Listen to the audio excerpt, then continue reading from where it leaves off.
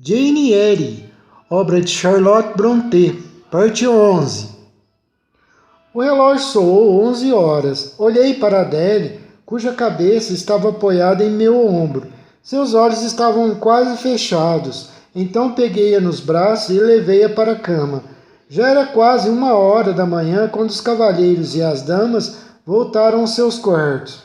O dia seguinte foi esplêndido, como a véspera. O grupo dedicou a uma excursão a alguma localidade nos arredores. Saíram cedo pela manhã, alguns a cavalo, outros de carruagem. Observei tanto a partida quanto a chegada. A senhorita Ingram, como antes, era a única a montar, e como antes, o Sr. Rochester ia ao seu lado. Os dois iam um pouco afastados dos demais. Comentei isso com a senhorita Fairfax, que estava de pé comigo diante da janela. A senhora disse que não era provável que fossem pensar em se casar, eu disse, mas o Sr. Rochester parece preferi-la a todas as outras senhoras. Parece que sim, sem dúvida ele a admira. E ela a ele, acrescentei. Veja como inclina a cabeça em sua direção, como se estivessem trocando confidências. Gostaria de poder ver o rosto dela. Ainda não tive nenhum vislumbre.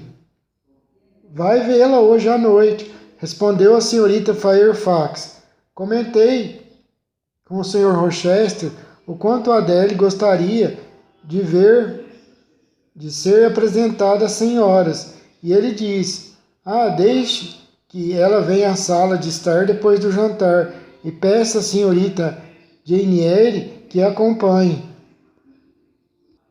Portanto, hoje verá o rosto da senhorita Ingram, Jane Eyre. Sim, ele disse isso por mera cortesia. Tenho certeza de que não preciso ir, respondi. Bem, comentei com ele que, como você não está acostumado à vida social, não achava que gostaria de aparecer diante de um grupo tão animado, todos estranhos, e ele respondeu ao seu modo impaciente, bobagem. Se ela objetar, diga-lhe que é meu desejo específico. E se ela resistir, vou eu buscá-la em caso de contumácia. Não vou dar a ele esse trabalho, respondi. Irei, se não há como ser de outra maneira, mas continuo não gostando da ideia. A senhora Fairfax irá também? Não, pedi para não estar e ele acatou meu pedido. Vou lhe explicar o que fazer para evitar o constrangimento de fazer uma entrada formal, que é a parte mais desagradável da história. Vá quando a sala estiver vazia, antes que as senhoras deixem a mesa de jantar. Escolha um lugar para se sentar num canto tranquilo de sua preferência. Não precisa ficar por muito tempo depois que os cavalheiros vierem, a menos que queira. É só se certificar de que o Sr. Rochester viu que foi lá, que esteve ali, e se esgueirar para fora depois. Ninguém vai notá-la. A senhora acha que as pessoas vão ficar aqui muito tempo, na casa? Talvez 2 ou 3 semanas, com certeza não mais.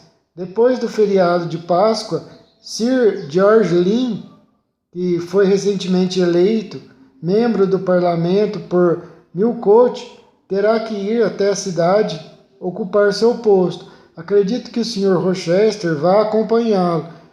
Surpreende-me que ele já tenha passado tanto tempo em Thornfield. Foi com alguma ansiedade que percebi se aproximar a hora em que iria ter que me dirigir à sala de estar com minha aluna Adele. Adele passara o dia num estado de euforia, de êxtase, depois de ficar sabendo que seria apresentada às senhoras naquela noite. Só se tranquilizou quando Sophie começou a operação de vesti-la. Então, a importância do processo logo a acalmou, e quando suas madeixas estavam arrumadas em cachos pesados e bem feitos, quando ela já usava seu vestido de cetim cor-de-rosa, a longa faixa atada e as luvinhas de rendas ajustadas, parecia tão séria quanto um juiz. Não havia necessidade de mandá-la tomar cuidado com a roupa. Depois de vestida, ela se sentou recatada em sua cadeirinha, lembrando-se de levantar antes a saia de cetim, cuidadosamente, com medo de que fosse amarrotá-la, e me garantiu que não sairia dali antes que eu me aprontasse. Isso eu fiz depressa. Logo botei meu melhor vestido, cinza claro, comprado para o casamento da senhorita Temple e não mais usado desde então. Pentei o cabelo e coloquei meu único ornamento, o broche de pérola. Então descemos. Por sorte, havia outra entrada para a sala de estar, além da que atravessava o salão, onde agora todos jantavam. A sala estava vazia quando chegamos. O fogo queimava alto e silencioso na lareira de mármore, e ceras de vela brilhavam solitárias em meio às flores magníficas com as quais as mesas eram adornadas. As cortinas carmesim estavam fechadas no arco. Mesmo sendo tão ínfima a separação que o pano conferia do grupo do salão adjacente, eles falavam tão baixo que sua conversa não podia ser distinguida para além de um suave sussurro. Adele, que parecia imóvel sob os efeitos de uma impressão tão solene, sentou-se sem dizer uma palavra no banquinho que lhe indiquei. Fui ocupar um assento na janela e, pegando um livro de uma mesa próxima, tentei ler. Adele trouxe o banco para junto dos meus pés. Pouco depois tocou meu joelho. O que foi, Adele? Solamente pour compléter ma toilette. Você pensa demais em toilette, Adele, mas pode pegar uma flor. E apanhei uma rosa no vaso, prendendo-a na faixa do seu vestidinho. Ela deu um suspiro de inefável satisfação, como se sua taça de felicidade estivesse agora completa, cheia. Virei o rosto para disfarçar um sorriso que não tinha como suprimir. Havia algo de ridículo, bem como de doloroso, na devoção honesta e inata da pequenina parisiense às questões do vestuário. O leve ruído das pessoas se levantando tornou-se audível. A cortina foi então afastada do arco, através do qual surgiu a sala de jantar, com o lustre aceso derramando sua luz na prataria e no cristal de um magnífico serviço de sobremesa que cobria a mesa comprida. Um grupo de senhoras estava parado no arco. Entraram e a cortina se fechou em seguida. Eram só 8, porém, de algum modo, quando entraram na sala, deram a impressão de ser um número muito maior. Algumas eram bastante altas, várias estavam vestidas de branco, todas usavam roupas de uma amplitude tal que pareciam magnificar suas pessoas, assim como a neblina faz com a lua. Levantei-me e fiz uma mesura. Uma ou duas curvaram a cabeça em resposta, e o restante apenas ficou me olhando. Espalhavam-se pela sala, recordando-me com a leveza e a vivacidade de seus movimentos um bando de plumosos pássaros brancos. Algumas se jogaram em posições semi-reclinadas nos sofás e divãs, outras se curvavam sobre as mesas e examinavam as flores e os livros. O resto se reuniu diante da lareira. Todas falavam num tom de voz baixo e límpido que lhes parecia habitual. Depois fiquei sabendo seus nomes e posso mencioná-los agora. Primeiro, estavam ali a senhorita Heston e 2 de suas filhas. Ela fora, evidentemente, uma mulher bonita e ainda era bem conservada. De suas filhas, a mais velha, Amy, era um tanto insignificante, ingênua de rosto e modos infantis e de formas joviais. Seu vestido de musselina branca e sua faixa azul lhe caíam bem. A segunda, Louisa, era bem alta e mais elegante. Tinha um rosto muito bonito, daquele tipo de beleza a que os franceses chamam minois chiffonnet. As 2 irmãs eram formosas como lírios. Lady Lynn era um personagem grande e robusto, de seus 40 anos, muito ereto, muito altiva, num elegante vestido de cetim com reflexos cambiantes. Seu cabelo escuro brilhava lustroso sob uma pluma azul celeste dentro do pequeno círculo de um diadema de pedras preciosas. A senhorita Coronel Dane era menos vistosa, mas, na minha opinião, parecia-se mais a uma lady. Era esbelta, tinha um rosto pálido e delicado e cabelo claro. Seu vestido negro de cetim, sua echarpe de rica renda estrangeira e seus adereços de pérolas me agradavam mais do que o esplendor de arco-íris da que levava o título. Mas as três mais notáveis, em parte talvez por serem as mais altas do grupo, era sem dúvida a viúva Lady Ingram e suas filhas Blanche e Mary. Tinham a estatura mais elevada do que as mulheres costumavam ter. A viúva estava entre os 40 e os 50 anos. Seu corpo ainda era esbelto, seu cabelo, pelo menos a sua, à luz das velas, ainda era negro, e seus dentes também ainda aparentemente perfeitos. A maioria das pessoas haveria de classificá-la como uma esplêndida mulher da sua idade. E disso não havia dúvida, fisicamente falando, mas havia uma expressão de quase insuportável altivez em sua atitude e em seu rosto. Tinha traços romanos e um queixo dividido que desaparecia num pescoço que era como um pilar. Esses traços me pareciam não apenas inflados e toldados, mas até mesmo sulcados pelo orgulho, e o queixo era sustentado pelo mesmo princípio, numa posição de quase sobrenatural elevação. Tinha além disso um olhar duro e agressivo.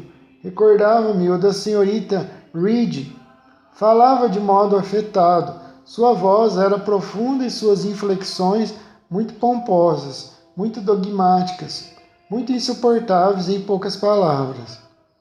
Um vestido de veludo carmim e um chale e um turbante de algum tecido indiano com fios dourados conferiam-lhe, acho que era o que ela pensava, uma dignidade verdadeiramente imperial. Blanche e Mary tinham a mesma estatura, altas e eretas como choupos. Mary era magra demais para sua altura, mas Blanche era como uma Diana. Eu a observava, claro, com interesse especial. Em primeiro lugar, queria ver se sua aparência coincidia com a descrição da senhorita Fairfax. Em segundo, se tinha alguma semelhança com o belo retrato que eu pintara um dia. Em terceiro, confesso, se era como eu a imaginava, capaz de despertar o interesse do Sr. Rochester. E ela casava em todos os detalhes, tanto com o meu retrato, quanto com a descrição da senhorita Fairfax.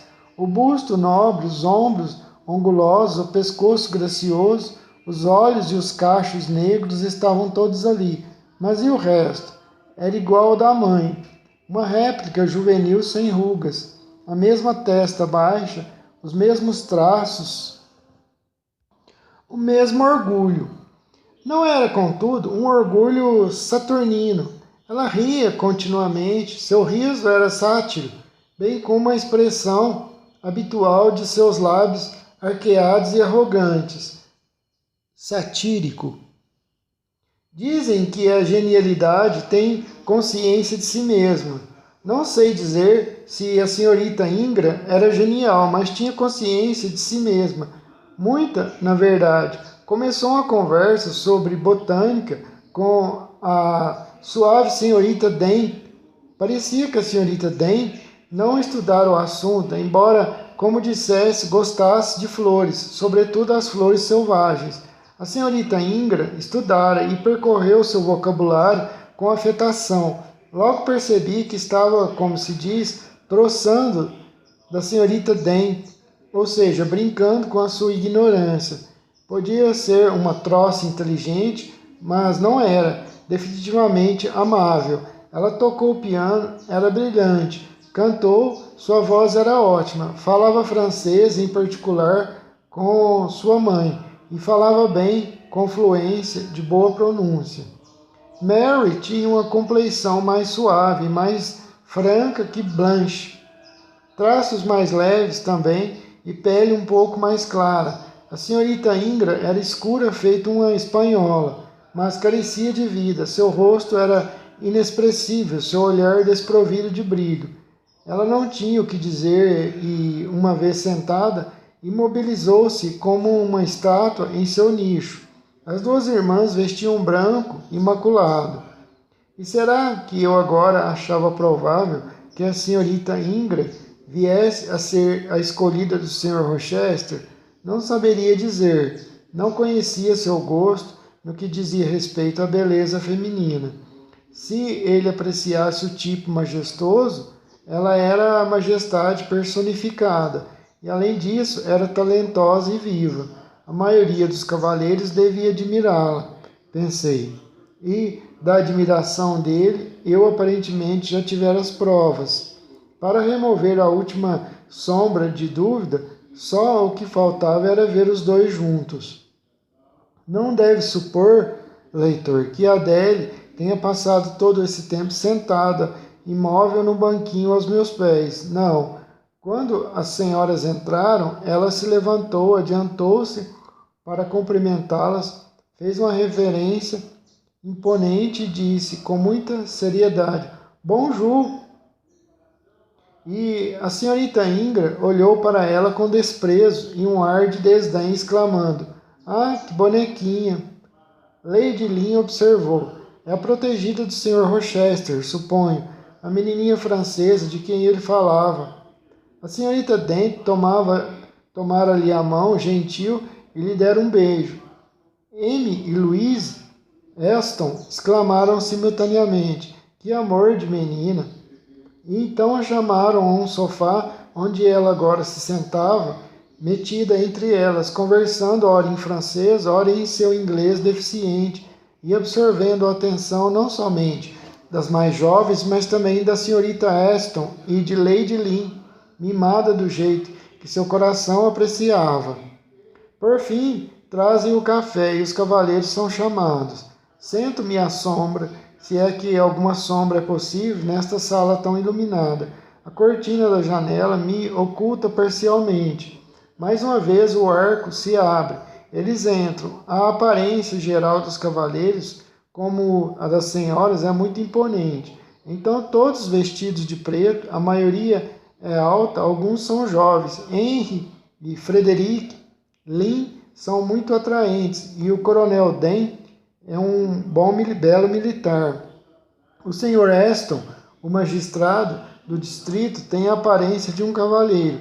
Seu cabelo é quase todo branco, as sobrancelhas e costeletas ainda negras, o que lhe dá algo do aspecto de um père noble de théâtre.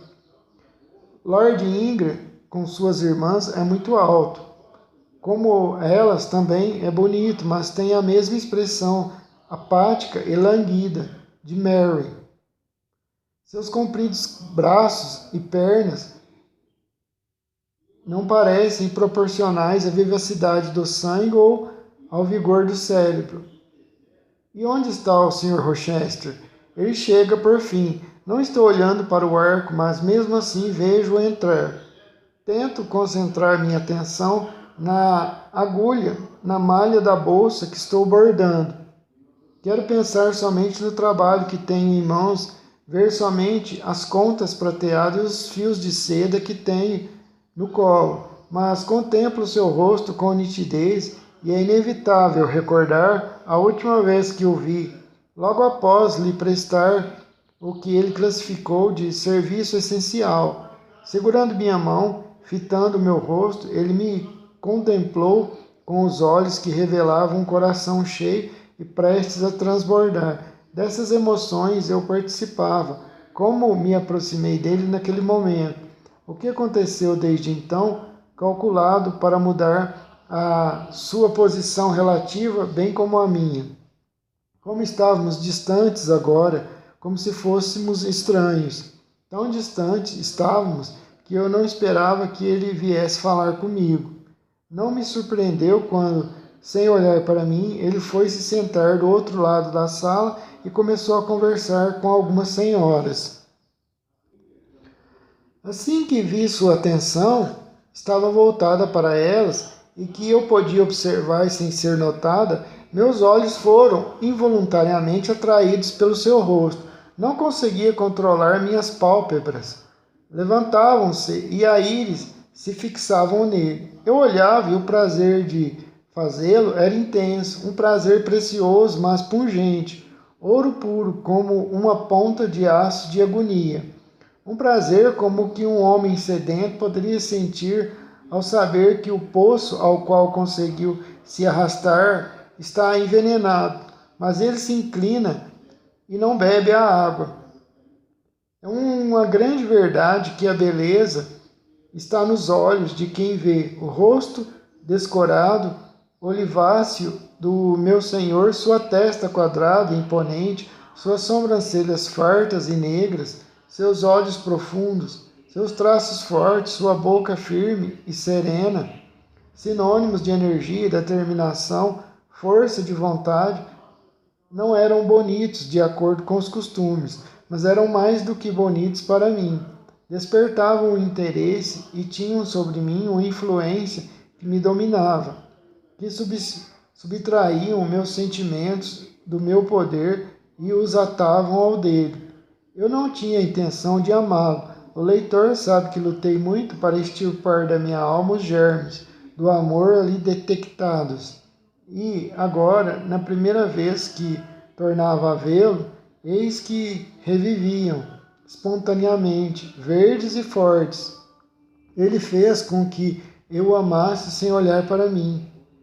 Comparei-o aos seus convidados, o que eram a graça galante dos Lins, a lânguida elegância de Lord Ingram, até mesmo a distinção militar do Coronel Dane, se comparadas ao seu vigor inato e força genuína. Eu não simpatizava com a aparência dos outros, com sua expressão, mas supunha que a maioria das pessoas haveria de julgá-los atraentes, belos, imponentes. Por outro lado, o Sr. Rochester seria de imediato considerado um homem de feições grosseiras e aspecto melancólico. Eu os via sorrir, rir, não era nada. A luz das velas tinha tanta alma quanto seu sorriso, o retinir do sino tanto significado quanto sua risada. Eu via o Sr. Rochester sorrir, suas feições rígidas relaxavam, seus olhos se tornavam a um tempo brilhantes e suaves, sua luz penetrante e doce. Ele falava nesse momento com Louise e Amy Aston. Surpreendia-me ver que elas recebiam com calma aquele olhar que me parecia tão penetrante. Esperava que baixassem os olhos, que corassem, mas fiquei feliz ao constatar que não estavam entusiasmadas em nenhum sentido. Ele não é para elas o que é para mim, pensei. Não é seu tipo. Acredito que seja o meu. Tenho certeza de que é. Sinto-me tão próxima dele. Entendo a linguagem do seu rosto e dos seus movimentos. Embora a posição social e o dinheiro nos separem muito, tenho algo em meu cérebro, em meu coração, em meu sangue e meus nervos que me assemelha mentalmente a ele. Será mesmo que eu disse, faz alguns dias, que eu não tinha com ele nada senão receber meu salário de suas mãos? Proibi-me de pensar nele como qualquer coisa além de um pagador? Blasfêmia contra a natureza. Todo sentimento bom, verdadeiro e forte que tenho se dirige impulsivamente a ele. Sei que devo ocultar meu afeto, devo reprimir a esperança, devo recordar que ele não pode gostar muito de mim. Quando digo que somos semelhantes, não quero dizer que tenho sua força para influenciar e seu encanto para atrair. Só o que quero dizer é que temos certos gostos e sentimentos em comum. Devo, então, repetir continuamente que estamos separados para sempre, e, contudo, enquanto eu respirar e pensar, hei de amá-lo. O café é servido. As senhoras, desde que os cavalheiros entraram, ficaram animadas como cotovias. A conversa se torna alegre e vivaz. O coronel Dane e o Sr. Aston discutem política. Suas esposas ouvem. As duas orgulhosas viúvas, Lady Lynn e Lady Ingram, confabulam. Sir George, que, aliás, esqueci de descrever, um homem do campo, muito grande, de aparência muito vigorosa, está de pé diante do sofá onde elas se encontram, uma xícara de café na mão e, ocasionalmente, diz qualquer coisa. O Sr. Frederick Lynn sentou-se ao lado de Mary Ingram e lhe mostra as gravuras de um esplêndido livro. Ela olha, sorri de vez em quando, mas pelo visto fala pouco. O alto e fleumático Lord Ingram apoia-se com os braços cruzados nas costas da cadeira da pequena e animada Amy Easton. Ela olha para ele e tagarela como uma carriça. Gosta dele mais do que do Sr. Rochester. Henry Lynn se apossou do banquinho aos pés de Louise. Compartilha-o com Adele e está tentando falar francês com ela. Louisa ri de seus erros quando fala. Quem será o par de Blanche Ingram? Ela está parada sozinha junto à mesa, curvada graciosamente sobre um álbum. Parece estar esperando que venham procurá-la, mas não espera muito tempo. Escolhe ela própria um companheiro. O Sr. Rochester, deixando as Aston, está de pé junto à lareira, tão solitário quanto ela diante da mesa. Ela o confronta, parando do lado oposto da lareira. Sr. Rochester, achei que não gostava de crianças, ela disse. E não gosto, falou ele. Então o que o levou a se encarregar de uma bonequinha como essa? Apontando para Adele. Onde a encontrou? Não a encontrei, ela foi deixada nas minhas mãos. Deveria tê-la mandado para a escola. Não tinha como pagar, escolas são muito caras. Ora, suponho que tem uma educadora para ela. Vi uma pessoa acompanhando-a agora mesmo. Ela foi embora? Ah, não, ali está, ainda, atrás da cortina da janela. Ela é paga, claro. Imagino que seja bastante caro, mas ainda, pois tem que sustentar a ambas, disse a moça.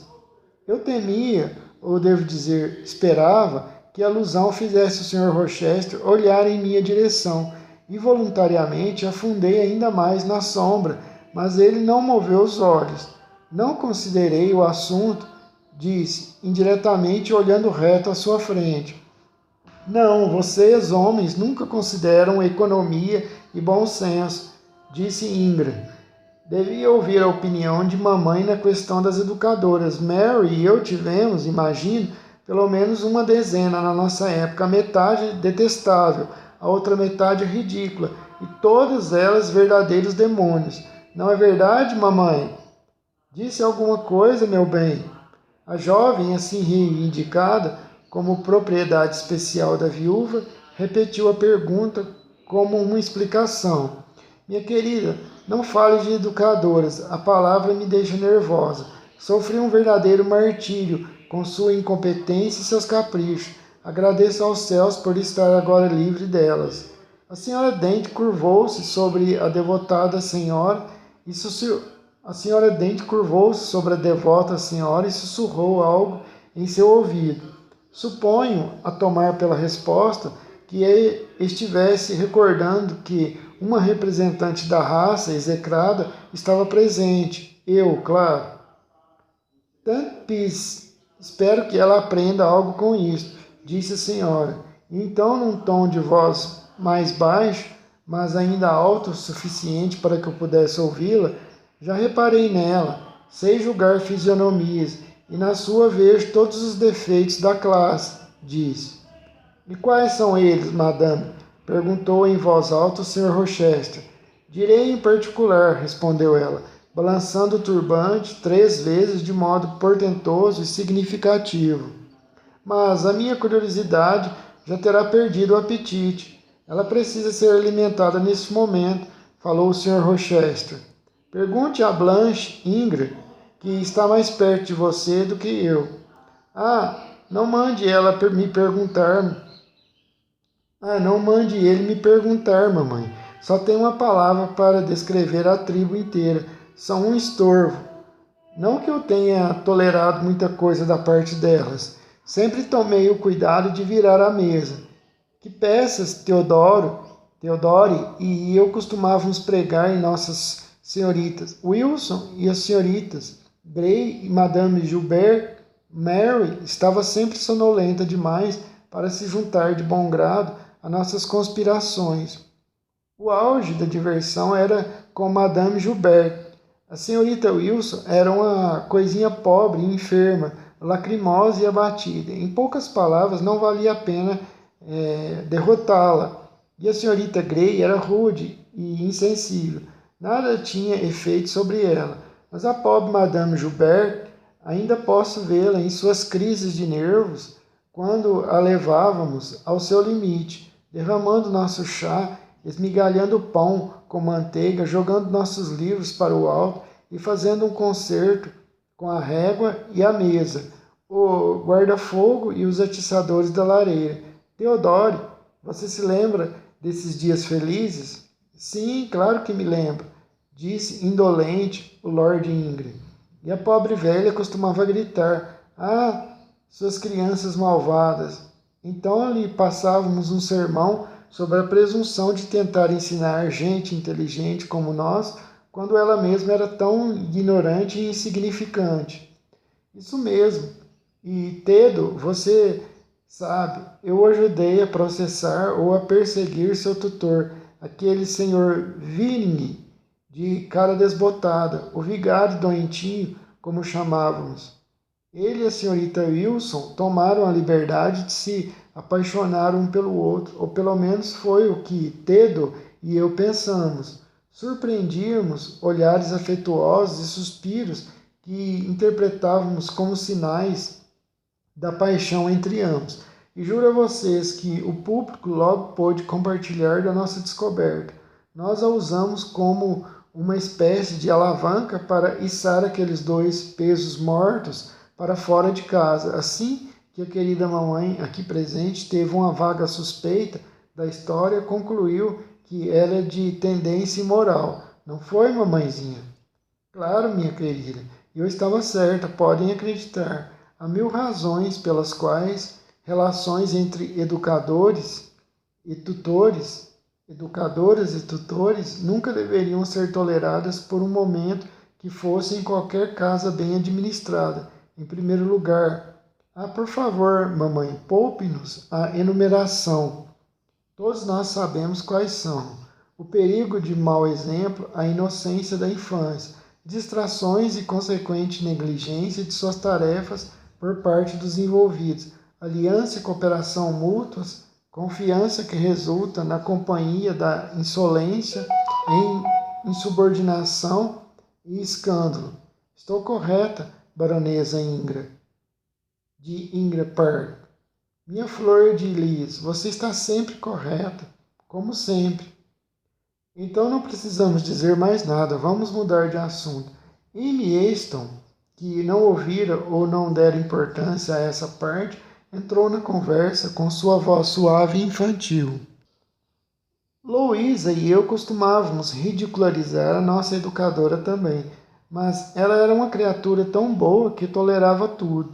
Nada a perturbava, nunca ficava irritada conosco. Não é mesmo, Louisa? Nunca podíamos fazer o que quiséssemos, revirar sua mesa e sua caixa de costura, virar suas gavetas de cabeça para baixo. Ela era tão bondosa que nos dava qualquer coisa que pedíssemos.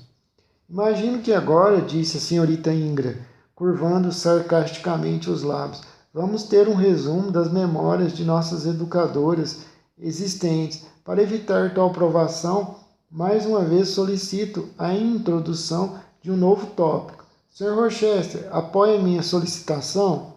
Madame, apoio nesse ponto ou em qualquer outro. Então, que seja meu ônus de propô-lo. Senhor Eduardo, sua voz está em forma hoje? Dona Bianca, se ordenar, estará. Então, senhor, minha soberana determinação é que lustre seus pulmões e outros órgãos vocais, pois serão requisitados ao meu real serviço. Quem não seria o rísio de tão divina Maria? Disse ele. Quem se importa com rísio? Exclamou ela, sacudindo a cabeça e todos os cachos enquanto se dirigia ao piano. Minha opinião é a de que o violinista David deve ter sido um tipo insípido. Prefiro Boswell. Para mim, um homem não é nada sem uma pitada diabólica. A história pode dizer o que quiser de James Eperney, mas eu tenho a impressão de que ele era exatamente o tipo de herói bandido, selvagem e ardente, com que eu teria presenteado minha mão. Cavalheiros, estão ouvindo? Muito bem. Quem entre os senhores se assemelha mais a Bothwell? Exclamou o Sr. Rochester. Eu diria que a preferência é você, respondeu o coronel Dane. Palavra de honra, agradeço-lhe muito, foi a resposta. A senhorita Ingram, que se sentara com altiva graça ao piano, espalhando o vestido cor de neve regiamente ao seu redor, começou a tocar um brilhante prelúdio. Falava enquanto isso, naquela noite, parecia estar realmente se sentindo superior. Tanto suas palavras quanto seu aspecto pareciam calculados para despertar não somente a admiração, mas espanto em seu público. Estava evidentemente disposta a parecer muito impetuosa e ousada. Ah, estou cansada dos jovens dos dias de hoje, ela exclamou enquanto tocava. Coisinhas insignificantes, sem condições de dar um passo para além dos portões do jardim do papai, nem chegar tão longe assim sem a permissão e a proteção da mamãe. Criaturas tão absortas no cuidado de seu rosto bonito e suas mãos brancas e seus pezinhos, como se ser homem tivesse alguma coisa a ver com beleza, como se o encanto não fosse a prerrogativa especial das mulheres, seu apanágio e herança legítimos. Concordo que uma mulher feia é uma mácula no rosto da criação, mas, quanto aos cavalheiros, que se preocupem em possuir apenas coragem e bravura, que seu lema seja caçar, atirar e lutar, o resto não vale nada. Esta seria a minha divisa se eu fosse homem. Quando me casar, ela prosseguiu, depois de uma pausa que ninguém interrompeu, estou determinada a fazer com que meu marido não seja para mim um rival, mas sim uma presa. Não vou tolerar competição junto ao trono. Vou exigir reverência integral. Sua devoção não deverá ser compartilhada entre mim e a imagem que ele vê no espelho. Agora cante, Sr. Rochester, e vou tocar. Sou toda obediência, foi a resposta do Sr. Rochester. Eis aqui então uma canção dos corsários. Saiba que admiro os corsários, e por essa razão cante com espírito. Ordens vindas dos lábios da senhorita Ingram haveriam de pôr espírito até numa caneca de leite com água. Tome cuidado, então. Se não me agradar, vou cobri-lo de vergonha, mostrando como as coisas deveriam ser feitas. Mas isso seria premiar a incapacidade. Agora vou me esforçar para fracassar. Ah, se errar de propósito, vou pensar numa punição proporcional. A senhorita Ingrid deveria mostrar clemência, pois tem em seu poder infligir um castigo que vai além da tolerância normal. Ah, explique, ordenou a dama. Perdoe-me, madame, não é necessário explicar. Sua própria intuição bastaria para lhe informar que um franzir de senho seu seria um substituto adequado à pena capital. Cante, disse ela, e mais uma vez, tocando o piano, começou um acompanhamento em estilo vivaz. Agora é minha oportunidade de sair sem ser vista, pensei. Mas o som que tomou o ar me deteve. A senhorita Fairfax dissera que o Sr. Rochester tinha uma bela voz. De fato, um baixo aveludado e potente em que depositava seus sentimentos e sua força e que encontrava seu caminho desde o ouvido até o coração, ali despertando sensações estranhas. Esperei até que a última profunda e intensa vibração se extinguisse, até que a maré das conversas, suspensa por um momento, retomasse seu curso. Deixei então meu cantinho escondido e saí pela porta lateral, que felizmente ficava perto. Dali, um estreito corredor levava ao vestíbulo. Ao atravessá-lo, percebi que minha botina estava desamarrada. Parei para atá-la, ajoelhando-me no tapete ao pé da escada. Ouvi a porta da sala de jantar se abrir. Um cavalheiro saiu. Levantando-me depressa, vi-me face a face com ele. Era o Sr. Rochester. Como vai? Ele perguntou. Vou muito bem, senhor. Por que não veio falar comigo no salão? Pensei em devolver a pergunta àquele que a fazia, mas não me atrevi a tomar essa liberdade. Respondi. Não queria atrapalhá-lo, pois parecia ocupado, senhor. O que esteve fazendo na minha ausência? Nada de especial, dando aulas para Adele, como sempre, e ficando bem mais pálida. Vi imediatamente qual o problema. Nenhum, senhor. Resfriou-se naquela noite em que quase me afogou? Nem um pouco. Volte para a sala de estar. Você está desertando cedo demais. Estou cansada, senhor. Ele olhou para mim por um momento e, um pouco deprimida, disse: Por quê? Conte-me. Nada, nada, senhor. Não estou deprimida, mas eu afirmo que está tão deprimida que algumas palavras a mais trairiam lágrimas aos seus olhos. Na verdade, aí estão elas, brilhantes e profusas. Uma gota escorreu dos cílios e caiu no ladrilho. Se eu tivesse tempo e não estivesse com o medo terrível do falatório tolo de algum criado de passagem, ia querer saber o que tudo significa. Bem, essa noite eu permito que se vá, mas saiba que enquanto meus convidados estiverem aqui, espero que apareça na sala de estar todas as noites. É meu desejo, não o desconsidere. Agora vá e mande Sophie vir cuidar de Adele. Boa noite, minha. Ele se interrompeu, mordeu o lábio e abruptamente se foi. Nota: lê-se em Salmos. Deus é o nosso refúgio e fortaleza, socorro bem presente na angústia. Em As Mil e Uma Noites, Melhor aparece como verdugo de Auron. Rashid, califa de Bagdá. Ambos saíam disfarçados como mercadores pela cidade, observando os cidadãos. Mais uma das diversas menções e alusões ao paraíso perdido. De Milton, lágrimas naturais, eles derramaram, porém logo secaram. Em francês, no original, elas vão se tocar. Na casa da mamãe, quando havia gente, eu seguia por parte, ao salão e aos quartos. Com frequência observava as criadas penteando e vestindo as senhoras. E era divertido, desse jeito se aprende. Em francês, no original. Estou assim, senhorita. Faz 5 ou 6 horas que não comemos. Em francês, no original. E então, que pena. Alegres foram aqueles dias em Thornfield Hall, e agitados também. Que diferença dos primeiros 3 meses de quietude, monotonia e solidão que passei sobre o seu teto. Todos os sentimentos tristes pareciam agora afastados da casa. Todas as associações sombrias esquecidas. A vida estava por toda parte. Havia movimento o dia todo.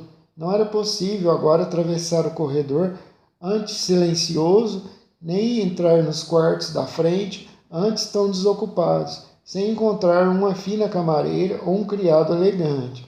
A cozinha, a despensa, a sala dos empregados e o vestíbulo de entrada estavam igualmente vivos e os salões só ficavam vazios e silenciosos quando o céu azul e o sol, agradável do clima ameno de primavera, chamavam seus ocupantes para fora. Mesmo quando esse clima era interrompido e a chuva caía continuamente por dias a fio, a diversão não deixava afetar pela umidade.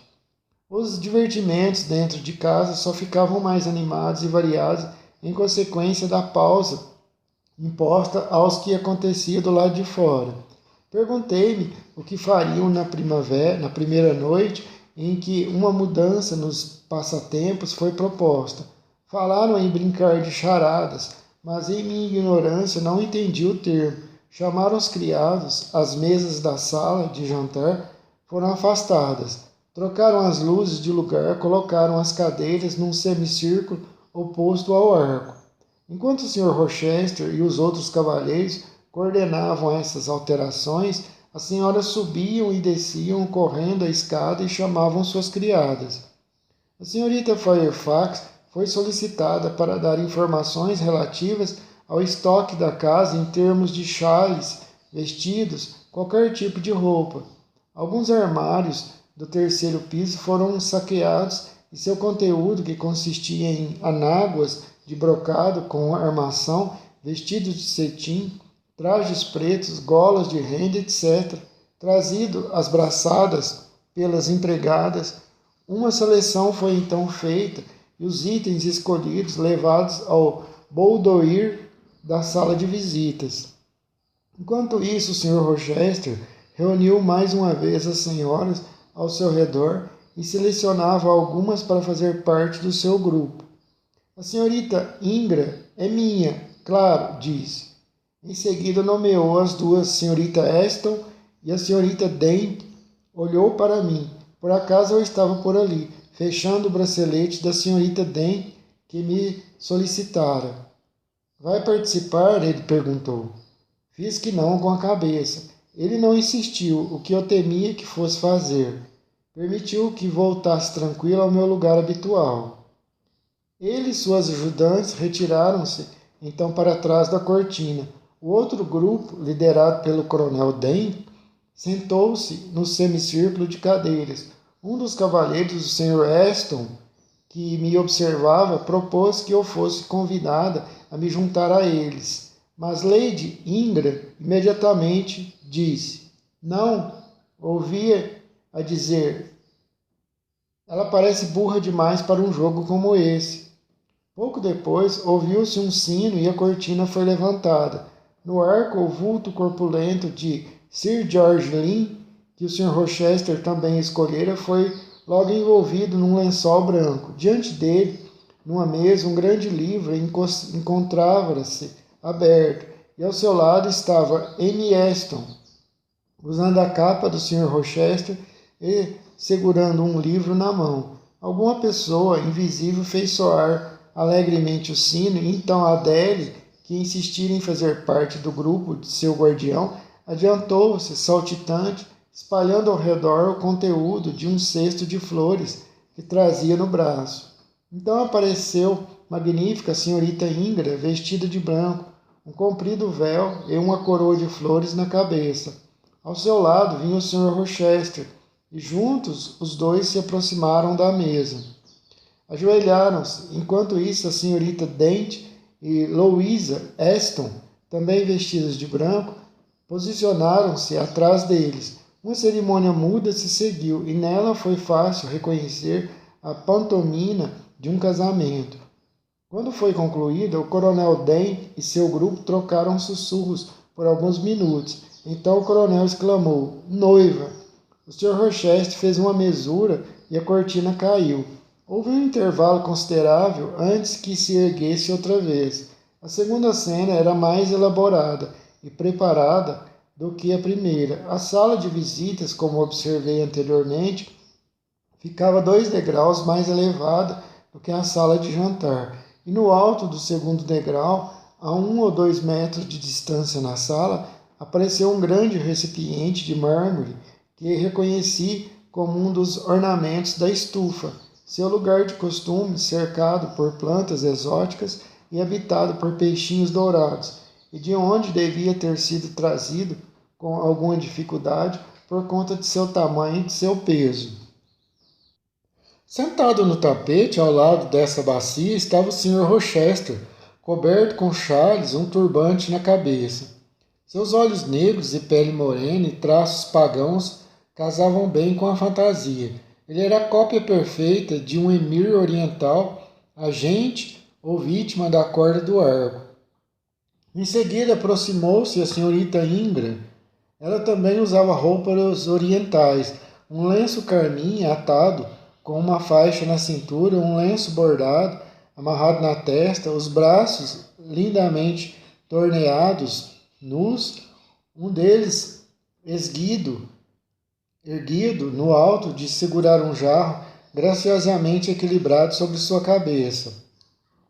Tanto suas formas quanto suas feições, sua tese e seu ar sugeriam a ideia de alguma princesa israelita dos dias do patriarcado, e esse era sem dúvida o personagem que ela pretendia representar. Aproximou-se da bacia e se curvou sobre ela como que para encher o jarro. Ergueu-o novamente sobre a cabeça. O personagem junto ao poço pareceu se aproximar dela, fazer algum pedido. Ela baixou depressa no chão o jarro que tinha nas mãos e deu a ele de beber. Da roupa, ele então tirou, da altura do peito, um pequeno cofre. Abriu-o e lhe mostrou magníficos braceletes e brincos. Ela fingiu surpresa e admiração. Ajoelhando-se, ele depôs o tesouro a seus pés.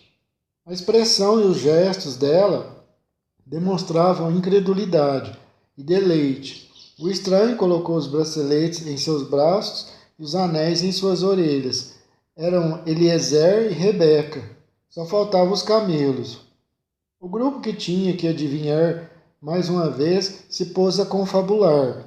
Aparentemente não chegavam a um acordo sobre a palavra ou sílaba que a cena ilustrava. O coronel Den, seu porta-voz, solicitou o quadro completo. Com isso, a cortina mais uma vez baixou.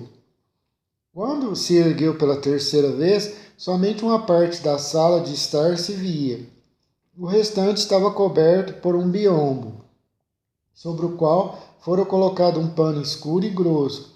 A bacia de mármore foi removida.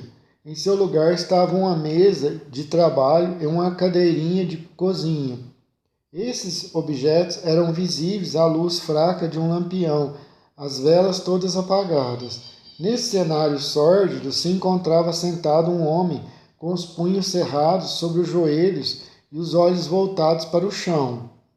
Reconheci o Sr. Rochester, apesar do rosto sujo, das roupas desalinhadas, o manto pendendo de um braço como se tivesse sido quase arrancado de suas costas numa briga, da expressão desesperada e furiosa e do cabelo encrespado e iriçado que poderiam tê-lo disfarçado.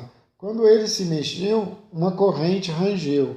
Seus punhos estavam agrilhoados. Prisão! Exclamou o coronel Dente, e a charada foi solucionada. Seguiu-se um intervalo suficiente para que os atores trocassem de roupa e voltassem então à sala de jantar. O Sr. Rochester conduzia a senhorita Ingram. Ela o parabenizava por sua atuação. Sabe, disse ela, que nos seus 3 personagens gostei mais do último.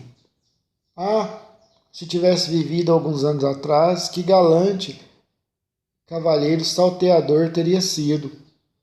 A fuligem já saiu toda do meu rosto? Ele perguntou, voltando-se para ela. Ah, sim, mas que pena. Nada mais adequado ao seu rosto do que aquele colorido de bandido. Gosta de um herói das estradas, então? Um herói inglês das estradas seria o mais próximo de um bandido italiano, e esse só poderia ser ultrapassado por um pirata do Levante. Bem, o que quer que eu seja, lembre-se de que é minha esposa. Casamo-nos faz 1 hora, na presença de todas essas testemunhas.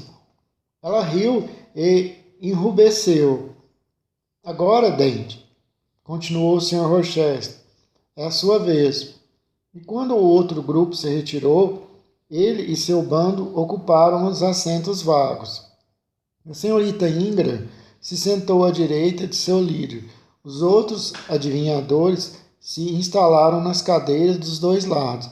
Eu já não observava os atores, já não aguardava com interesse que a cortina subisse. Minha atenção estava absorvida pelos espectadores. Meus olhos, até então fixos no arco, agora estavam irresistivelmente atraídos ao semicírculo de cadeiras. Que charada o coronel Den e seu grupo desempenharam, que palavras escolheram, como se saíram, disso já não me lembro, mas ainda posso ver o debate que se seguiu a cada cena. Vejo o Sr. Rochester se voltar para a senhorita Ingram e a senhorita Ingra para ele. Vejo-a inclinar a cabeça em sua direção até os cachos cor de azeviche quase tocarem seu ombro e roçarem seu rosto. Ouço sussurros mútuos. Lembro-me dos olhares trocados e algo do próprio sentimento despertado pelo espetáculo volta à minha memória neste instante. Já lhe disse, leitor, que aprendera a amar o Sr. Rochester não tinha como desamá-lo agora, simplesmente por descobrir que ele parara de prestar atenção em mim, por notar que podia passar horas em sua presença sem que ele voltasse uma única vez os olhos em minha direção, por ver toda a sua atenção apropriada por uma grande dama, que tocava com desprezo a barra do vestido em mim ao passar, que se por acaso seus olhos escuros e arrogantes caíssem sobre mim, desviava-os imediatamente como se eu fosse um objeto insignificante e doentio demais para merecer ser observado. Eu não tinha como desamá-lo por ter certeza de que logo iria se casar com essa dama, por ler diariamente nela uma orgulhosa segurança das intenções dele, por testemunhar a cada hora nele um estilo de fazer a corte que, se descuidado e optando por ser procurando mais do que por procurar, ainda era, por esse mesmo descuido, cativante e por seu orgulho irresistível. Não havia nada que pudesse abrandar ou banir o amor nessas circunstâncias, embora muito houvesse capaz de criar desespero. Muito também, como há de imaginar, leitor, para engendrar o ciúme, se uma mulher na minha posição pudesse ser presunçosa a ponto de sentir ciúme de uma mulher da senhorita Ingra. Mas eu não sentia ciúme, ou antes, só raramente. A natureza da dor que eu sofria não podia ser explicada por essa palavra. A senhorita Ingra estava abaixo do ciúme, era inferior demais para despertar esse sentimento. Perdoe-me o aparente paradoxo. Era isso mesmo o que eu queria dizer. Ela era muito vistosa, mas não era genuína. Era bonita, muito talentosa, mas sua mente era pobre e seu coração árido por natureza. Nada florescia espontaneamente naquele solo. Nenhum fruto natural poderia se deleitar em seu frescor. Ela não tinha originalidade. Repetia frases de efeito dos livros. Nunca oferecia ou tinha opinião própria. Gabava-se muito de seus sentimentos, mas não conhecia a simpatia nem a piedade. Não havia nela sinceridade ou ternura. O que ela traía com demasia frequência, expressando inevitavelmente uma rancorosa antipatia pela pequena Adélia, afastando-a com algum impeto desdenhoso se ela por acaso se aproximasse, às vezes ordenando que saísse da sala e sempre tratando-a com frieza e acrimônia. Outros olhos, além dos meus, observavam essas manifestações do seu caráter. Observavam de perto com interesse e sagacidade. Sim, o futuro noivo, o próprio Sr. Rochester, exercia sobre sua pretendida uma incessante vigilância, e era dessa sagacidade, dessa reserva sua, dessa clara consciência dos defeitos de sua beldade, dessa óbvia ausência de paixão em seus sentimentos, por ela que minha dor torturante nascia. Eu via que ele ia se casar com ela por motivos familiares e talvez políticos, porque sua posição social lhe convinha. Sentia que ele não lhe dera seu amor e que seus talentos não pareciam capazes de conquistar esse tesouro. Era esse ponto, ali o nervo era tocado, ali a febre era sustentada e alimentada. Ela não tinha condições de conquistá-lo. Se ela tivesse sido vitoriosa de saída e ele tivesse cedido e depositado seu coração com sinceridade aos pés dela, eu teria coberto o rosto, virado de frente para a parede e figurativamente morrido para eles. Se a senhorita Ingra fosse uma mulher boa e nobre, dotada de força para eles. Se a senhorita Ingra fosse uma mulher boa e nobre, dotada de força, fervor, gentileza e prudência, eu teria que travar uma luta de morte com dois tigres, o ciúme e o desespero. Então, quando meu coração tivesse sido ferido,